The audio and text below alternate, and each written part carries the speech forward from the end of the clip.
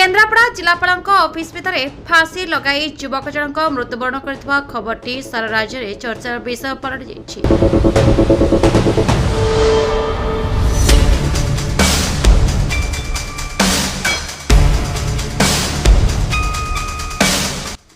मृत व्यक्ति जनक होउछन्ति केन्द्रापड़ा जिला डेराबेसा ब्लॉक अंतर्गत बेणीपुर पंचायत स्थित रायतुंडी ग्रामर श्रीचंदन दास। डाक नाम काया, बापा नाम भरतचंद्र दास। विशेष सूत्रରୁ ମିଳିଥିବା सूचना अनुଯାयी जଣାପଡ଼ିଛି ଯେ ବ୍ୟକ୍ତି ଜଣକ ତାଙ୍କର ଜମିଜମା ସମ୍ବନ୍ଧୀୟ ସମସ୍ୟାକୁ ନେଇ ବାରମ୍ବାର ଜିଲ୍ଲାପାଳଙ୍କ ଦ୍ୱାରସ୍ଥ ହୋଇଥିଲେ, କିନ୍ତୁ ତାଙ୍କୁ ଉପଯୁକ୍ତ ନ୍ୟାୟ ନ ମିଳିବାରୁ ସେ ଗତ ଶୁକ୍ରବାର ଦିନ ଜିଲ୍ଲାପାଳଙ୍କ ଅଫିସ ଭିତରେ ଫାଶୀ ଲଗାଇ ମୃତ୍ୟୁବରଣ କରିଛନ୍ତି। नगेन्द्र जेना भीम आर्मी जिला सभापति केन्द्रापड़ा। देखंतु एक अभावनीय घटना घटी जिलापाल ऑफिस भितर एक दलित युवक आत्महत्या करिछि, जहा वर्तमान सुधा खबर मिलूची। से दीर्घ दिन है सब कलेक्टर पाखक दौड़ूला। सब कलेक्टर ऑफिस की अनेक ऑफिस कर्मचारी मान पाखक धाई, सब कलेक्टर से धाई। से तार किसी जमीबाड़ी समस्या थिला, जहाद्वारा कि जो से निराश होती से जिलापाल ऑफिस को आसी। एठू जिलापाल पाखर जो भेट न पाई कि निराश है से आत्महत्या कर एक समय ये सब घटना घटी जितेबले कि सारा ओडिशा रे दलित आदिवासी मान उपरे अत्याचार वृद्धि पाउछ। ना शासन ना प्रशासन।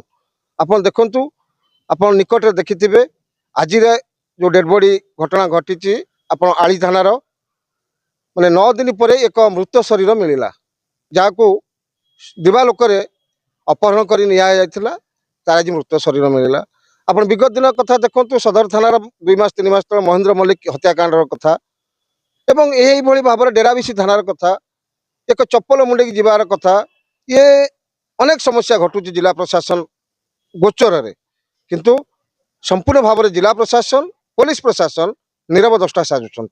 यह अर्थ कौटि ना कौटि एमान या तो प्रेसर रही चापा अच्छी, जो चापी से चेपा हो जाती जे प्रकृत न्याय साधारण लोक को दे पारुना। ये जिला दुख एवं राज्य दुखर कथा।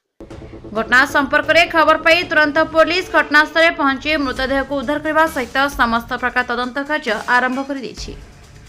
किंतु घटनाटी बहुत गुरुत्वपूर्ण एवं संवेदनशील जे दिन द्विपहर समय भिड़भाड़ थिबा जिलापाल ऑफिस कार्य भितर व्यक्ति जनक किपरि निजको फांसी लगाई मृत्युवरण कले, ताहा समस्त मन में गोटे प्रश्नवाची सृष्टि करुछि एवं सीधा सड़क आमर प्रशासनिक व्यवस्था उपर अंगुली निर्देश करुछि।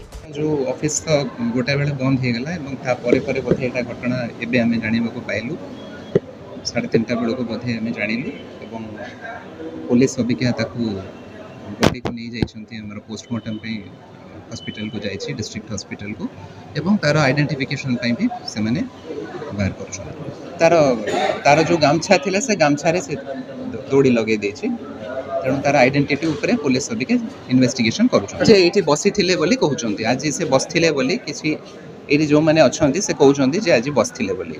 जे बारंबार घटुथिबा एपरि घटना हमर सरकारी एवं प्रशासनर अवहेला ना अव्यवस्था ता सर्वसाधारण एक आलोचनार विषय पलटि जाइछि। केन्द्रापड़ारो विश्व प्रकाश का रिपोर्ट, जागृत इंडिया लाइव।